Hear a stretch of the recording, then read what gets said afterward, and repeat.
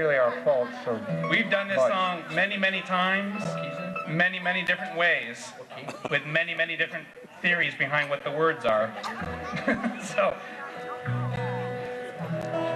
Larry hasn't had a chance to play this with us yet, but I know he's probably heard it. I know Larry's probably got a whole stash of Johnny Cash records back in his basement that he sneaks down and listens to all the time, I bet. Most of mine are Barry Manilow. Barry Manilow. Oh, dear. Oh, well, I guess that works too. Does he play the banjo? I got some Hugo Montenegro. Ooh, Mitch Miller. You keep them. Mitch Miller album. You might remember Mitch Miller. We've been working our way away from this song for a while, and just can't seem to get away from it no matter what we do. We do have it on our DVD, and we have a lot of funny stuff on there that we recorded last summer. And if you didn't get a chance to see that over there, it is available. 3 festivals from last summer. And this just might be the last time that we do this live, I'm hoping. Say hello to your son. Hello, Cooper.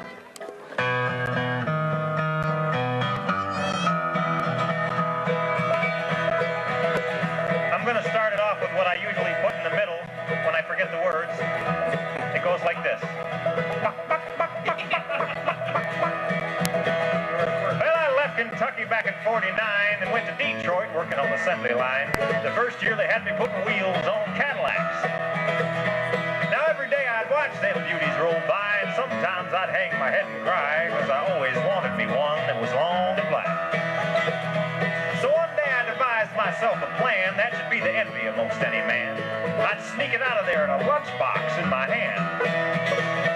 You know, getting caught meant getting fired, but I figured I'd have it all by the time I retired, and I'd have me a car worth at least $100 grand. And I'd get it one piece at a time, and it wouldn't cost me a dime. And you know it's free when I come through your town. I could ride around in style, I could drive everybody wild, and I'd have the only one there is around. So the very next day when I punched in with my big lunchbox and help from my friends, I left that day with a lunchbox full of gear. You know, I never considered myself a thief, but GM wouldn't miss just one little piece, especially if I strung it out over several years. So the first day I got me a fuel pump, and the next day I got me an engine and a trunk, then I got the transmission and all the chrome. The little things I got in my big lunchbox, like the nuts and bolts and all 4 shocks, the big stuff we snuck out from Bear's motorhome. Now, up to now, my plan went all right until we tried to put it all together one night, and that's when Larry noticed that something was definitely wrong. He said the transmission was a 53, and the motor turned out to be a 73. When we tried to put in the bolts, all the holes were gone. Uncle Sean drilled it out so that it would fit. With a little bit of help from an adapter kit, we had that engine running just like a song.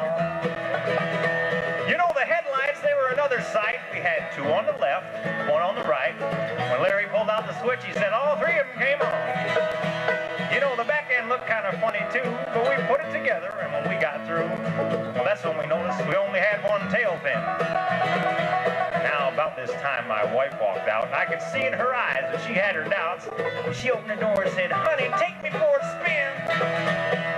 Well, I had to go get the tags, so I headed her right on down Main Drag, and I could hear everybody laughing. No drama in this band. Not at all. Was it funny? Funny looking car, I know. Up there at the courthouse, they didn't laugh, because to type it up, it took the whole staff. And when they got through, my title weighed 60 pounds. But I got it 1 piece at a time, and it didn't cost me a dime. And you know it's me when I come through your town. Now I can ride around in style, I can drive everybody wild, because I have the only one there is around. Oh yeah, Red Ryder, this is the Cottonmouth and the Psycho Billy Cadillac. Come on. Hey, make one of those CB radio noises for me, Bear. Hey there. How you doing, this big band? Do you see that thing over there? Boy, it's the funniest thing I've ever seen in my life. I lost my beat. Your radio noise had a little bit. There you go. Here, Rubber Ducky. Rubber Ducky, move on over and let that thing go by. I don't want anything to do with that at all. Rubber ducky. I don't know. He's a truck driver. I just asked for a radio noise. I didn't want the whole thing. All right, give me another one there. Not so much saliva. Breaker 19. Oh yeah, Red Ryder. This is the Cottonmouth. Negatory on the cost of this machine there, Red Ryder. You might say I went up to the factory and picked it up. Do you know what's cheaper that way? Larry, you want to know what model it is? What year? Larry, do you want to know? Yeah, I do. You don't want to know? Oh, yeah, I want to know. Thank you. Well, it's a 49, 50, 51, 52, 53, 54, 55, 56, 57, 58, 59 automobile. And it's a 60, 61, 62, 63, 64, 65, 66, 67, 68, 69, 70 automobile. And I got it one piece at a time, and it didn't cost me a dime. Now you know it's me when I come to your town. I can't ride around in style, I can drive everybody wild, 'cause I have the only one there is around.